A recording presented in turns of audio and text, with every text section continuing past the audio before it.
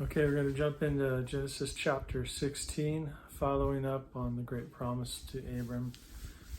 We see this instant chaos within the family life and the household, and the struggle to sometimes wait for the promise of God.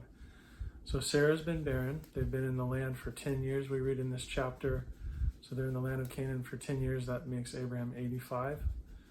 And they continue to be barren, no children. Hagar is the maidservant from Egypt that is part of the household. And Sarah comes up with a scheme and a plan to help God out to begin the process of having children. The common custom of the day was the child born in the household was the child of the household, no matter if it was a maidservant or the wife or multiple wives, whatever it was. Those children were part of the household. So this is a common thing, but it isn't according to God's plan. So that's often the case, common in culture, but not according to God's plan. So Sarah falls back into maybe what the world might do, or the world's solution, and she says Abram should have relations with the maidservant Hagar in hopes of having a child for the household. Abram's mistake is, it says he heeded the voice of Sarah rather than heeding the voice of God, because God's already promised. But there's a faltering for both of them, and Abram kind of falls short in leadership in this space where he's not kind of commanding the ship, but Sarah's steering a little bit.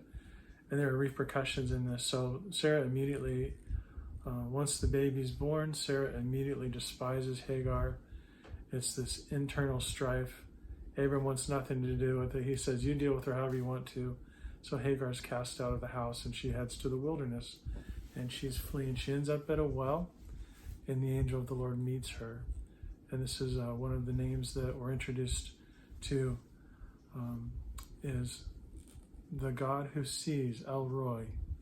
So God sees her at the well, speaks to her by name, makes promises to her and her descendants from this child, and instructs her to return.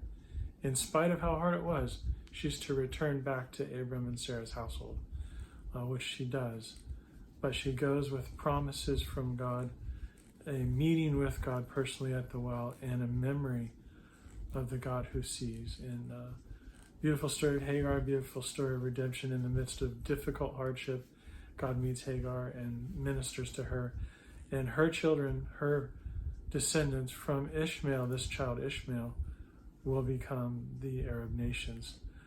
So in that process, God says, I'm going to multiply them so many they can't be numbered. And this is where a lot of the Arab nations would trace their roots back to this unfortunate incident in the household of Abram.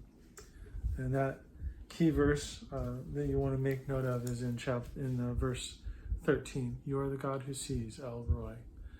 So that's Genesis chapter 16, verse 13. That's the chapter as a whole. Abram was 86 years old at this point. And we'll go into the next chapter in a minute.